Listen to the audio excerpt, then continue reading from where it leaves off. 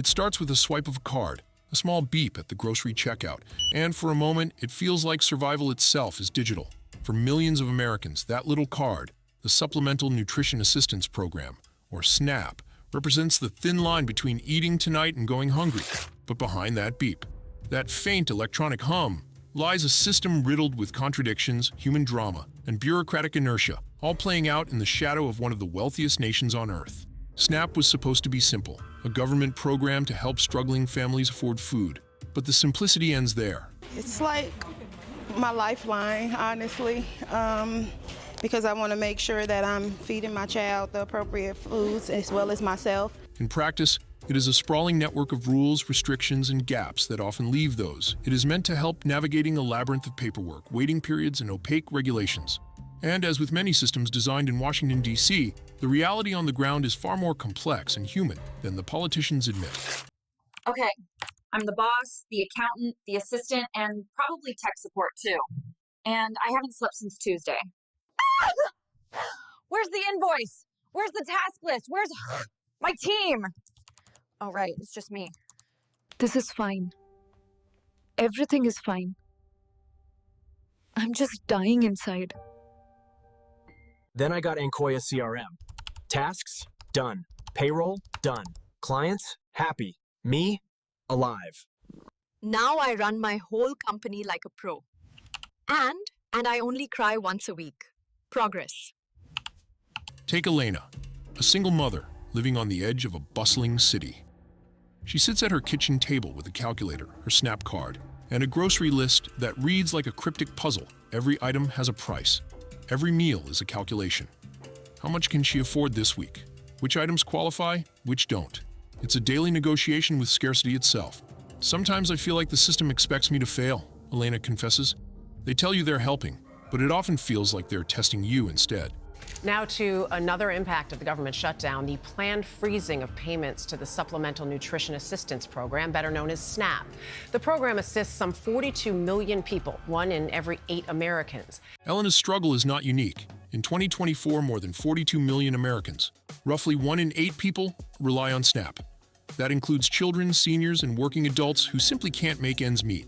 Yet for a program that touches so many lives, it is constantly under scrutiny. Critics argue that SNAP encourages dependency.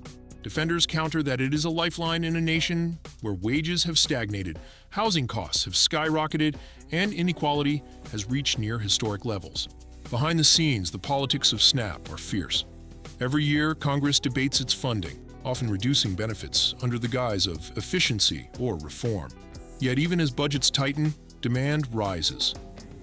For the government being shut down, I'm not getting my food stamps. And, it's October 3rd today, and I've been stressing about how I'm going to feed my family because that's $800 that I would normally get that I'm not getting.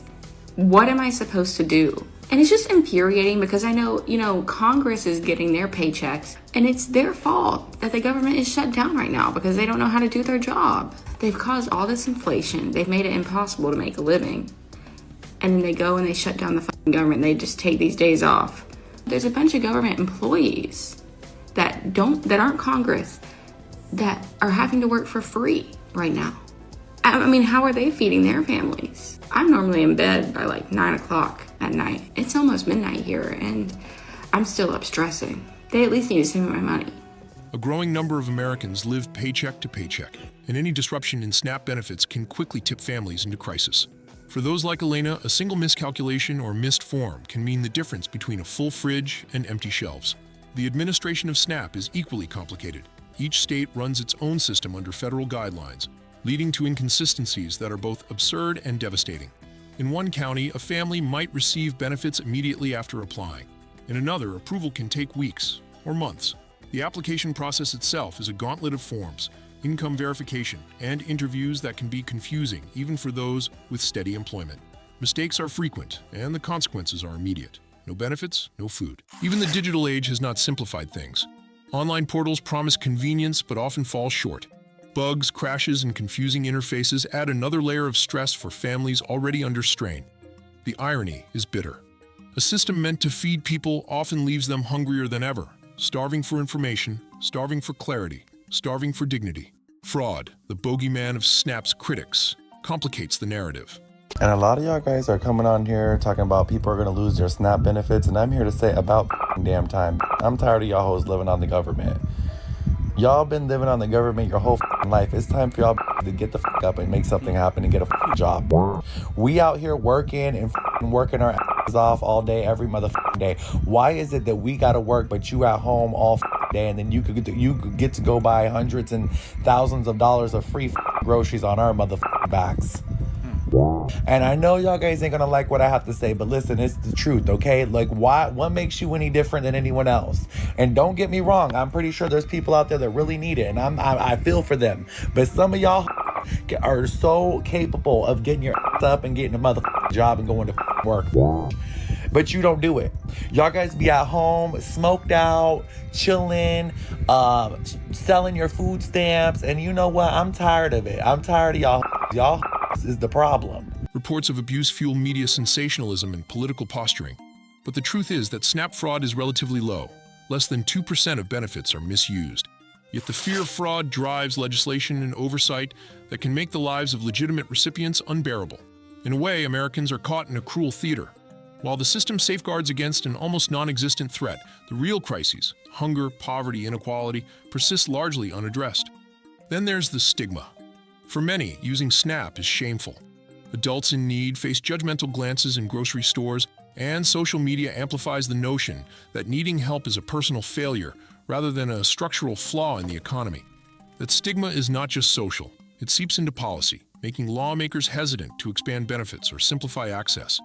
In a country that prides itself on opportunity, admitting that millions need assistance is a bitter pill to swallow. Yet amid the bureaucracy and the politics, there are stories of resilience and ingenuity. Families stretch their benefits in extraordinary ways. Shopping sales, cutting coupons, cooking from scratch, repurposing leftovers. Community organizations step in where government systems fail, creating food pantries, meal programs, and local networks of mutual aid. But even these lifelines are stretched thin.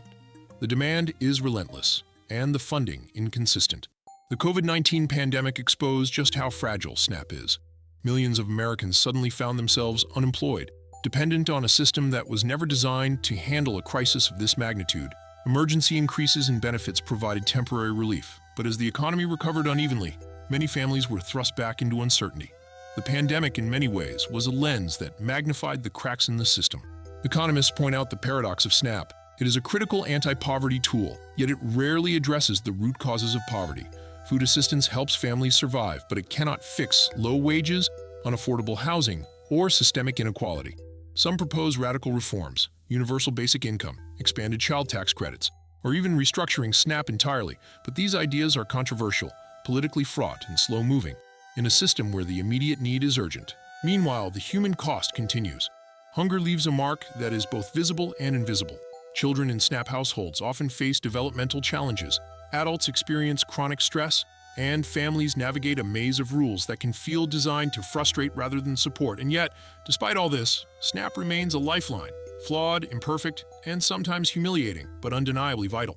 The story of SNAP is, in many ways, the story of America itself, a nation of abundance, grappling with scarcity, a government with the means to prevent hunger, yet constrained by politics and bureaucracy, citizens caught between dignity and survival.